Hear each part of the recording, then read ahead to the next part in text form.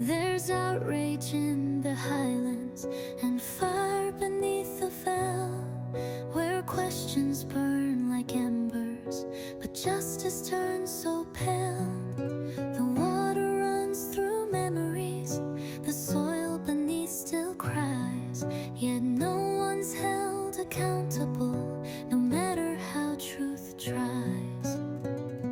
Oh, Eden, oh, Monaro, how strange your justice bends, where calling someone fat is worse than all the rules they rend.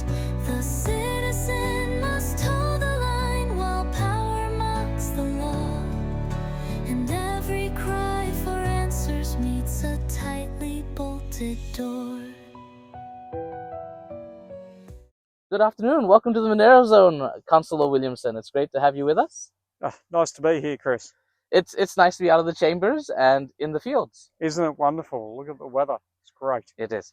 So we're on Bumbalong Road, and this road has been the center of attention for a lot of reasons, none of them good. It's in very poor condition. It's got large ruts. It's been flooded, and more recently, it's also had a fire rip through it. Is that right? Yeah, that's true. And to add all of that, we're standing in front of a pile, maybe 4 or 5 cubic meters worth of asbestos that was not dumped by a bad person, but it was actually left here by council. Is that right? Yeah, so as I understand it, Chris, about 5 years ago, council were doing work clearing the bridge, which is around the corner. As you'd remember, 5 years ago, we're in the depth of La Nina. This apparently was where material cleaned out was placed.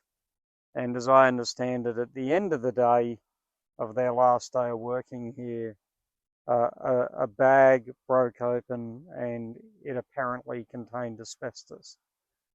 So to the best of my knowledge, this pile is contaminated with asbestos and it's been here 5 years. That's incredible. The council found asbestos, remediated it, and then dumped it in front of a home, a farm, a stretch of road. Letterboxes are not far away. Yeah, so I think the intent was to pile everything up to come and take it away.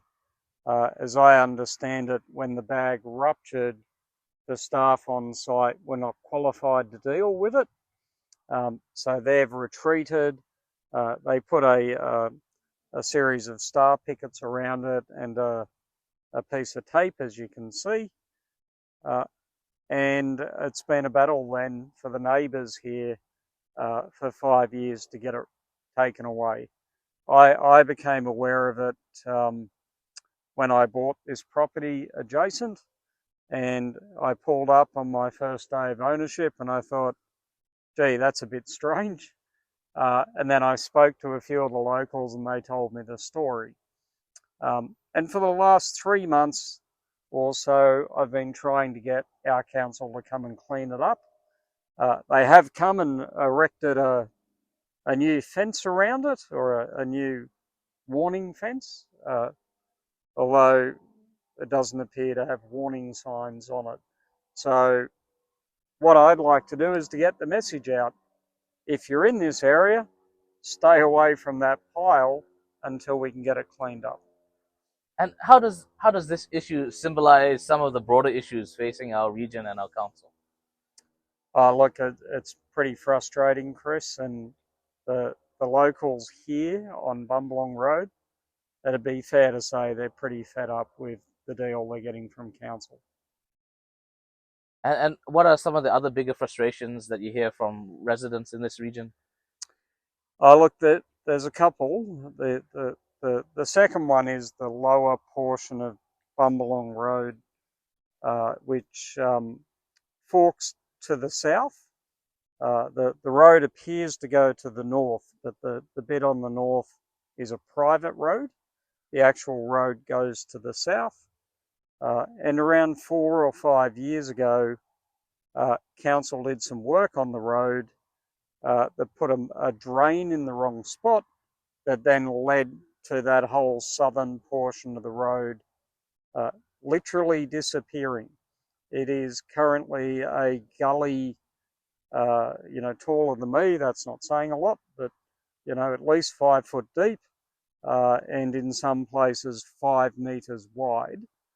The road doesn't exist, and I've got 6 or more residents who have to drive an hour out of their way through other people's property to get home because they can't access the ford over the river. And that's supposed to be a council maintained road, is that right? No, it's council road. It was gazetted in the 1800s. The Bumbalong Road was rebuilt in the 1990s by the person who operated the quarry at the end of the road. I own the quarry, and that was approved by council, and council maintained the road up until about 2016. And so it's my understanding that the road was in better condition 30, 40 years ago than what it is now. Well, that portion at the bottom does not exist. It is not a road in any way, shape or form. Yet in the 1990s, that road was fine. Yes, it was. Yeah.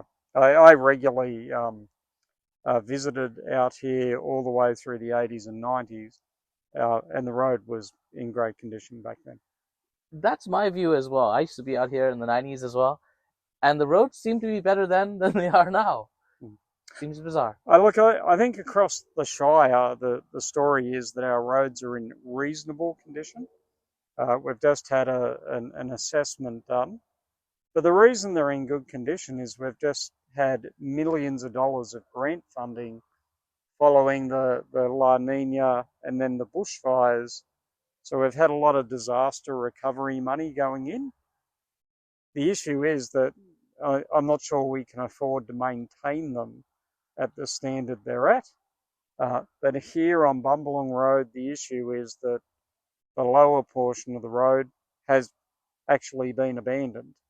And as I said, it simply doesn't exist at the moment. That's really sad. What can be done about that? Well, it's one of the reasons I ran for council. It's a commitment I made to the locals that I would try and get this dealt with.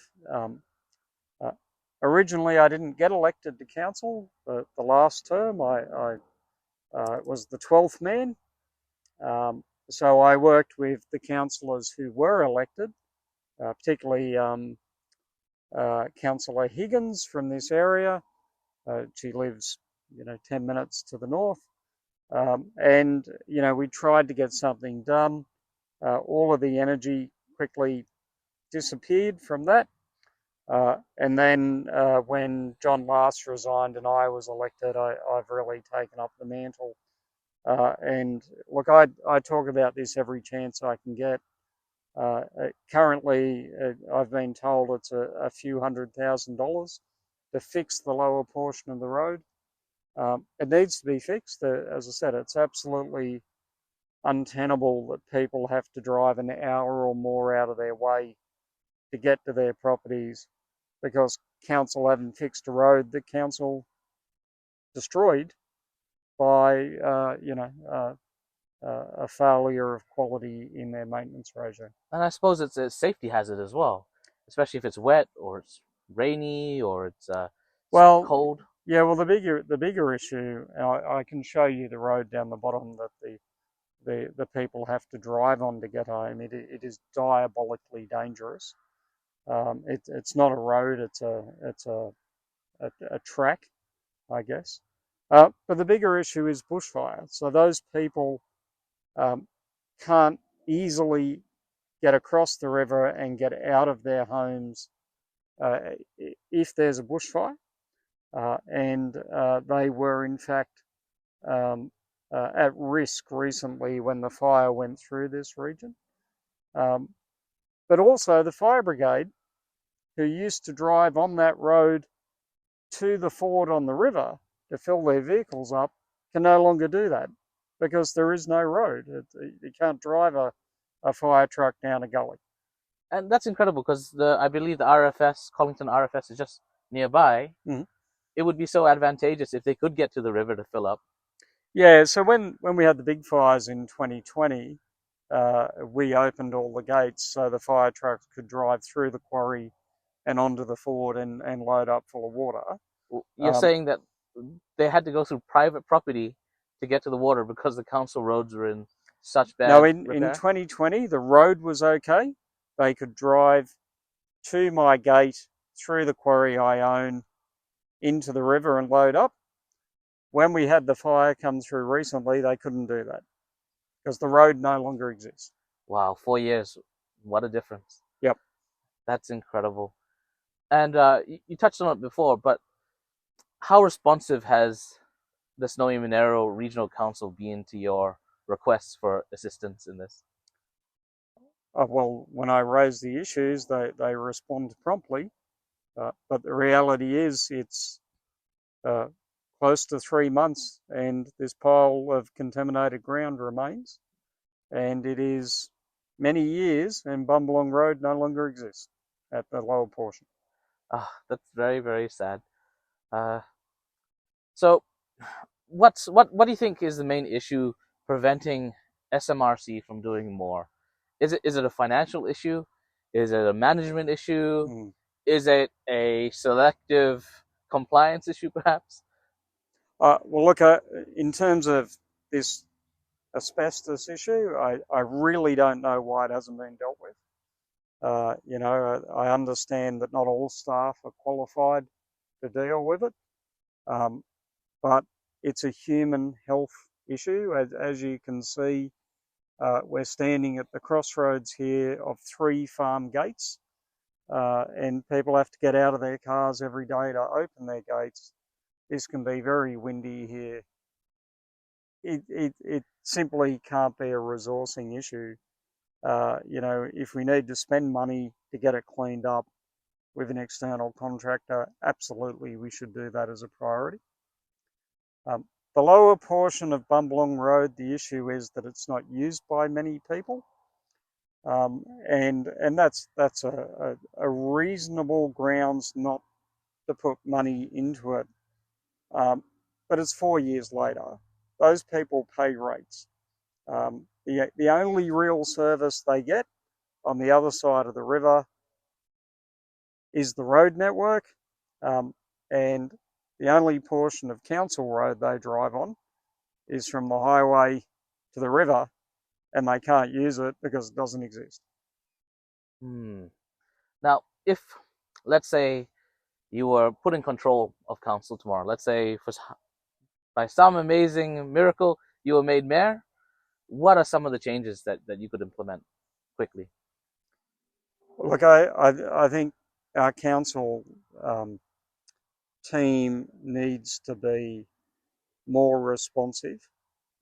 They need to focus on the things that drive our community's prosperity.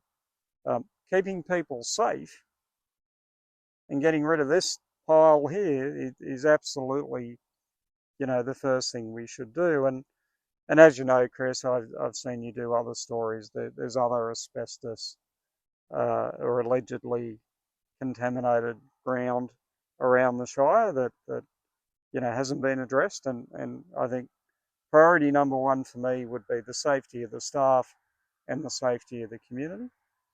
I think priority number 2 needs to be, safe water to drink, great sewerage systems, and the road network pretty quickly after that. And if that means we need to realise savings by taking away other things or reducing spending in non-core activities, then so be it. Now, I believe Nicole overall went on the record to say something along the lines of that the asbestos issue in the Monaro isn't a real issue. Do you have any comment regarding that while standing in front of a pile of asbestos? He's accused council of a cover-up regarding asbestos management and openly threatened to hold council to account, apparently attempting to undermine public trust. Well, I've not seen her stand here, and she's more than welcome to come down and have a look. And what's one thing that you would like ratepayers to understand about how council works and how to improve things in the region? Well, look, I think ratepayers need to recognise that council is their council. Council spends their money, and that's not just their rates, it's grants that are given to council to spend on their behalf. And, residents should take control of that. I do my best to represent the community. I was very clear in the election what my group stood for, and every decision I make as a councillor, I look at through the lens of those promises that I made. And I think I'm upholding those. But people voted for me, they voted for the other councillors. Hold us to account. Remember why you voted for each of the councillors that you voted for, and make sure they're doing their job. And lastly, how can locals help you, especially, supporting you in what you stand for in the council chambers? I think turn up to council meetings is really important. The more people we have there, showing your support and be vocal. I don't mind if the mayor has to tell you to be quiet, but, get up and tell us what you think, and clap, cheer and boo and hiss if you need to. That'd be really helpful. But I think getting involved, both online and in person, and communicating with councillors and formally through councils have your say capability is really important. Bolted door. We don't ask for perfection, just truth with steady hand. But every time we lift the rug, more rot is in the sand. Still, they paint the question askers as the ones who must be tamed, while no one's ever punished for the lives that they have made.